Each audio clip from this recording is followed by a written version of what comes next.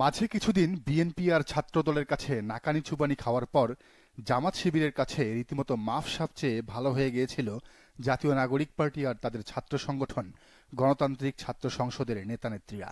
কিন্তু হঠাৎ করে আবারও পুরনো রূপে ফিরেছে রিফাত, কাদের, মাহিন, মাসনুনরা। বিপদ কেটে গেলে যা হয় আর কি। সে সময় এনসিপির যেমন দুঃসময় যাচ্ছিল, তেমনই দুঃসময় ছিল তাদের সমর্থিত অন্তর্বর্তীকালীন সরকারেরও। ডক্টর ইউনূস এতটাই শক্তিহীন হয়ে পড়েছিলেন যে শেষমেশ ক্ষমতা ছাড়তেই বাধ্য হচ্ছিলেন।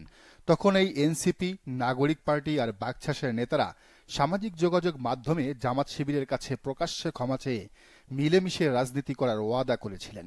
বাকের, কাদের, এমনকি তাদের আধ্যাত্মিক গুরু হিসেবে পরিচিত মাহফুজ আলমও ভুল স্বীকার করেছিলেন। কিন্তু হঠাৎ এরা মহাপরাক্রমশালী হয়ে উঠেছে, মহাশক্তিশালী হয়ে উঠেছে।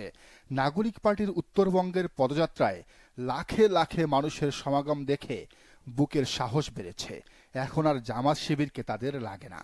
ঘটনার সূত্রপাত সম্প্রতি একটি গণমাধ্যমকে দেয়া ঢাকা বিশ্ববিদ্যালয় শিবিরের সভাপতি এস এম ফরহাদের ইন্টারভিউকে ঘিরে, যেখানে তিনি বলেছিলেন জুলাইয়ে ফেসবুক প্রোফাইল লাল করার যে কর্মসূচি ছিল তা দিয়েছিল মূলত ছাত্র শিবির। তিনি বলেন, রাষ্ট্র যখন গণহত্যার বিপরীতে নাটকীয়ভাবে রাষ্ট্রীয় শোক ও কালো পতাকা উত্তোলনের ঘোষণা দেয়, তখন আবু সাদিক কায়েম আমার কাছে পরামর্শ চান।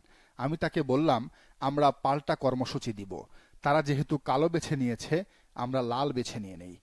ফরহাদ আরও বলেন, আইডিয়াটি শেয়ার করার পর সাদিক কায়েম বললেন, এটা কার্যকর হতে পারে। এটাই চূড়ান্ত করা হলো। আমরা একটি প্রেস রিলিজ তৈরি করে সমন্বয়কদের কাছে পাঠাই এবং তারা এটি ঘোষণা করেন। পরের দিন দেখলাম সমাজের সব শ্রেণীর মানুষ তাদের ফেসবুক প্রোফাইল লাল করে আপডেট করেছেন। এমনকি ডক্টর মোহাম্মদ ইউনূস এবং খালেদা জিয়ার ফেসবুক পেজেও লাল প্রোফাইল শেয়ার করা হয়। তিনি ব্যাখ্যা করেন, রাষ্ট্র কালো পতাকার প্রতীক বেছে নিয়েছে, তাই আমরা লাল বেছে নিলাম। লাল রক্তের প্রতীক, যা দিয়ে আমরা হত্যাকাণ্ডের প্রতিবাদ জানাতে পারি। এজন্য আমরা মুখে ও চোখে লাল কাপড় বেঁধে প্রতিবাদ এবং ফেসবুক প্রোফাইল লাল করার কর্মসূচি ঘোষণা করি। ফরহাদ জানান, এই কর্মসূচির পেছনে বড় কারণ ছিল তখনকার পরিস্থিতি। আমরা তখন অনলাইন ও সফট কর্মসূচির উপর নির্ভর করছিলাম। হার্ড বা শক্তিশালী কর্মসূচিতে যাওয়ার আগে দেখা গেল প্রচুর গ্রেপ্তার ও মামলা হচ্ছে, তাই আমরা হালকা বা সফট কর্মসূচির দিকে মনোযোগ দিই। লাল প্রোফাইল কর্মসূচি যখন ব্যাপক সাড়া পেল, তখন আমরা অনুপ্রাণিত হলাম এবং পরে মাঠের কর্মসূচিতে যাই। প্রায় এক সপ্তাহের সফট কর্মসূচির শেষ ধাপ ছিল এই লাল প্রোফাইল কর্মসূচি। তবে সাদিক কায়েম ফরহাদদের এতটুকু অবদানও মানতে নারাজ বৈষম্য বিরোধী ছাত্র আন্দোলনের কেন্দ্রীয় সমন্বয়ক ও বাংলাদেশ গণতান্ত্রিক ছাত্র সংসদ ঢাবি শাখার আহ্বায়ক আব্দুল কাদের। তিনি এক ফেসবুক স্ট্যাটাসে জানাচ্ছেন, শিবির নয় বরং ছাত্রদল এই কর্মসূচির জনক। ছাত্রদলের সাধারণ সম্পাদক নাসির উদ্দিন নাসির নাকি এই আইডিয়াটা প্রথম তাদের দিয়েছিল। পোস্টে আব্দুল কাদের বলেন, জুলাইয়ে আন্দোলনের শেষের দিকের কর্মসূচিগুলো অনেকের সঙ্গে আলাপ আলোচনা করে ঠিক করা হতো। এক্ষেত্রে শিবিরের সাদিক কায়েম এবং ছাত্রদলের রাকিব নাসির ভাইয়ের সঙ্গে আলোচনা করতাম। আগের দিন দুপুরের পর থেকে দফায় দফায় আলোচনা করে পরবর্তী দিনের কর্মসূচি ঠিক করা হতো। তারই ধারাবাহিকতায় 29 জুলাই তৎকালীন সরকারের পক্ষ থেকে পরবর্তী দিন রাষ্ট্রীয় শোক দিবস পালন এবং কালো ব্যাজ ধারণের ঘোষণা দেয়। তিনি বলেন, সে সময় আমাদের কর্মসূচি ঠিক করতে গিয়ে শেষ বিকেলের দিকে নাসির উদ্দিন নাসির ভাইয়ের সঙ্গে আমার কথা হয়। সরকারের ঘোষিত শোক দিবস এবং কালো ব্যাজ ধারণের বিপরীতে আমাদের লাল ব্যাজ ধারণের প্রস্তাবনা দেন তিনি। রাকিব নাসির ভাইয়ের সঙ্গে এই বিষয়ে আমাদের একাধিকবার কথা হয়। পরে আমি সাদিক কায়েম ভাইকে ফোন দিয়ে বিষয়টা জানাই। তিনি বললেন, আলোচনা করে আমাকে জানাচ্ছেন। কিছুক্ষণ পরে তিনি ফোন দিয়ে সম্মতি দেন। ঢাবি শাখার এই আহ্বায়ক আব্দুল কাদের বলেন, প্রতিদিন কর্মসূচি ফাইনাল করার আগে আমরা 4 জন, আমি, হান্নান মাসুদ, রিফাত রশিদ এবং মাহিন সরকার আলোচনা করতাম। শিবির এবং ছাত্রদলের সঙ্গে অনেক সময় গ্রুপ কলে মিটিং করে কর্মসূচি ফাইনাল করতাম। তারই ধারাবাহিকতায় ওই দিনও আমরা নিজেদের মধ্যে আলোচনা করলাম। রিফাত রশিদ বলল যে শোক দিবসের প্রতিবাদে আমরা কালো কাপড় চোখে মুখে বাঁধতে পারি। আমি রিফাত রশিদকে নাসির ভাইয়ের আইডিয়ার কথা বললাম। লীগ যেহেতু কালো কাপড় দিয়েছে, আমরা এক্ষেত্রে লাল কাপড় বাঁধতে পারি। মাহিনও একই প্রস্তাব দিল। আব্দুল কাদের আরও বলেন, পরবর্তীতে গতানুগতিক ধারায় বারবার করে সাদিক ভাই এবং নাসির ভাইয়ের সাথে আলোচনা করে চোখে মুখে লাল কাপড় বাঁধার কর্মসূচি ফাইনাল করা হলো এবং ছবি তুলে প্রোফাইল পিকচার দেওয়ার আহ্বান জানানো হলো। যাদের কাছে লাল কাপড় নেই তারা যেন প্রোফাইল লাল করে ফেসবুকের পোস্টের মাধ্যমে সেই সময়ে রিফাত রশিদ দেশবাসীর প্রতি এমন আহ্বান জানিয়েছিলেন। প্রোফাইল পিকচারের সঙ্গে বিভিন্ন হ্যাশট্যাগ জুড়ে দেওয়ার বিষয়ে সাদিক কায়েম ভাই পরামর্শ দেন।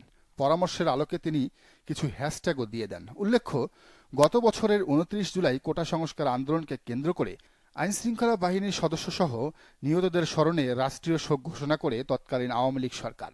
সে সময় এই সিদ্ধান্তকে প্রত্যাখ্যান করে আন্দোলনকারীরা নির্যাতনের শিকারদের প্রতি সহমর্মিতা ও সরকারের বিরুদ্ধে প্রতিবাদ হিসেবে চোখে মুখে লাল কাপড় বেঁধে ছবি তোলা এবং ফেসবুকে প্রোফাইল পিকচার লাল করার কর্মসূচি ঘোষণা করে। এদিকে শুধু কাদের নন, এনসিপি নেতা মাহিন সরকার আর বৈষম্য বিরোধী ছাত্র আন্দোলনের আহ্বায়ক রিফাত রশিদও এই ঘটনায় ইসলামী ছাত্র শিবিরের সম্পৃক্ততার বিষয়টি অস্বীকার করেছেন। তবে জুলাই গণ অভ্যুত্থানে ছাত্র শিবিরের অবদান অস্বীকার করার ব্যাপারটি এই প্রথম নয়। আগেও করেছিল এনসিপি, বাকছাস আর বৈষম্য বিরোধীরা। তারা সবকিছু মানতে রাজি, এমনকি ছাত্রদলের অবদানও মানতে রাজি, কিন্তু শিবির, সাদিক কায়েম আর এস.এম. ফরহাদদের অবদান কোনোভাবেই মানতে রাজি নয়। বরং তাদের লেখায়, বক্তৃতায়, বিবৃতিতে ছাত্র শিবিরকে মাইনাস করার প্রয়াস লক্ষণীয়। তারা সেই 5 আগস্টের পর থেকেই ছাত্র শিবিরকে বাদ দিয়ে জুলাই ইতিহাস সামনে আনছে। আসিফ মাহমুদের লেখা বইয়ে সাদিক কায়েমকে কেটে ছবি প্রকাশ করেছে।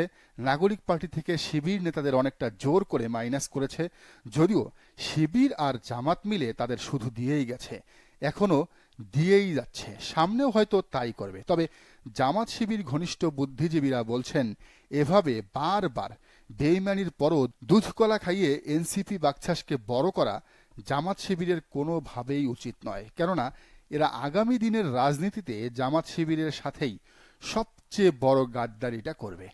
এ ব্যাপারে এনসিপির নেতারা কি বলে দেখুন। সরল কথা লিখেছেন, আজকে ডেট দিয়ে লিখে রাখেন ভাই ব্রাদার্স, আগামী নির্বাচনে একেবারে অনিশ্চিত এবং একটা অজ্ঞাত জনসমর্থনের এনসিপি বিপুল জনসমর্থনের জামাতকে পিছনে ফেলে দিতে পারে।